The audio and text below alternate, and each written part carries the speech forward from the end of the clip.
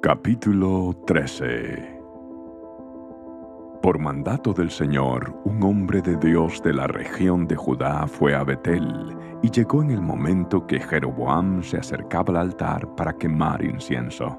Luego, por mandato del Señor, el hombre de Dios gritó: «¡Oh altar, altar!».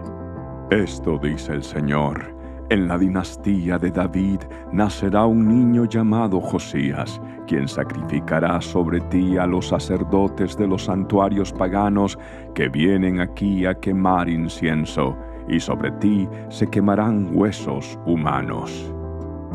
Ese mismo día, el hombre de Dios dio una señal para demostrar que su mensaje era verdadero, y dijo: «El Señor ha prometido dar una señal. Este altar se partirá en dos y sus cenizas se derramarán en el suelo».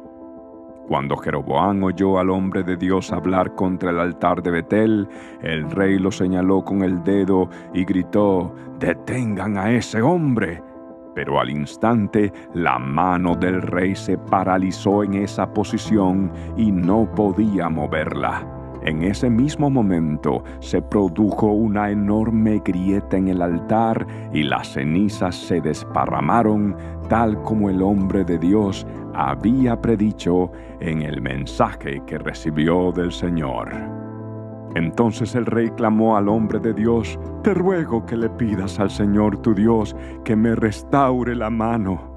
Así que el hombre de Dios oró al Señor, y la mano quedó restaurada, y el rey pudo moverla otra vez. Después el rey dijo al hombre de Dios: «Ven al palacio conmigo, come algo y te daré un regalo». Pero el hombre de Dios le dijo al rey: «Aunque me dieras la mitad de todo lo que posees, no iría contigo, no comería ni bebería nada en este lugar. Porque el Señor me ordenó: no comas ni bebas nada mientras estés allí, y no regreses a Judá por el mismo camino». Así que salió de Betel y volvió a su casa por otro camino. Sucedió que había un profeta anciano que vivía en Betel, y sus hijos fueron a contarle lo que el hombre de Dios había hecho en Betel ese día. También le contaron a su padre lo que el hombre le había dicho al rey. El profeta anciano les preguntó: «¿Por dónde se fue?». Así que ellos le mostraron a su padre el camino que el hombre de Dios había tomado. «Rápido, ensillen el burro», les dijo el anciano. Enseguida le ensillaron el burro y se montó. Entonces salió cabalgando en busca del hombre de Dios y lo encontró sentado debajo de un árbol grande. El profeta anciano le preguntó: «¿Eres tú el hombre de Dios que vino de Judá?». «Sí, soy yo», le contestó.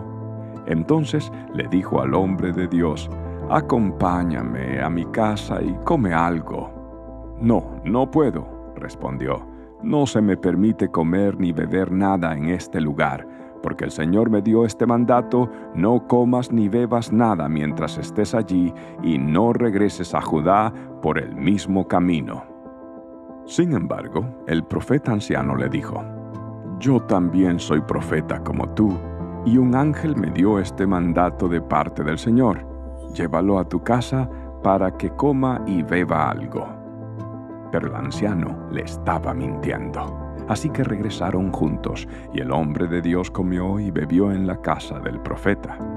Mientras estaban sentados a la mesa, vino un mandato del Señor al profeta anciano, quien le gritó al hombre de Dios de Judá: «Esto dice el Señor: has desafiado la palabra del Señor y desobedecido el mandato que el Señor tu Dios te dio. Regresaste a este lugar para comer y beber donde Él te dijo que no comieras ni bebieras. Por eso tu cuerpo no será enterrado en la tumba de tus antepasados». Cuando el hombre de Dios terminó de comer y beber, el profeta anciano ensilló su propio burro y se lo dio, y el hombre de Dios siguió su camino. Mientras viajaba, le salió al paso un león y lo mató. Su cuerpo quedó tirado en el camino, y tanto el burro como el león estaban junto al cadáver. Unas personas que pasaban por allí, al ver el cuerpo tirado en el camino y al león parado junto a él, fueron a dar la noticia a Betel, donde vivía el profeta anciano. Cuando el profeta oyó la noticia, dijo: «Es el hombre de Dios que desobedeció el mandato del Señor. El Señor cumplió su palabra al hacer que el león lo atacara y lo matara». Luego, el profeta dijo a sus hijos: «Ensíllenme un burro». Así que ellos ensillaron un burro, y él salió y encontró el cuerpo tirado en el camino. El burro y el león todavía estaban parados junto al cadáver, pues el león no se había comido el cuerpo ni había atacado al burro. Entonces el profeta cargó el cuerpo del hombre de Dios sobre el burro y lo llevó de regreso a la ciudad para hacer duelo por su muerte y enterrarlo. Puso el cuerpo en su propia tumba y clamó con profundo dolor: «¡Ay, hermano mío!». Después el profeta dijo a sus hijos: «Cuando yo muera, entiérrenme en la tumba donde está enterrado el hombre de Dios. Pongan mis huesos al lado de los suyos». Pues el mensaje que el Señor le dijo que proclamara contra el altar de Betel y contra los santuarios paganos en las ciudades de Samaria ciertamente se cumplirá. A pesar de esto, Jeroboam no abandonó sus caminos perversos. Continuó seleccionando sacerdotes de entre la gente común y nombraba a cualquiera que quisiera ser sacerdote de los santuarios paganos.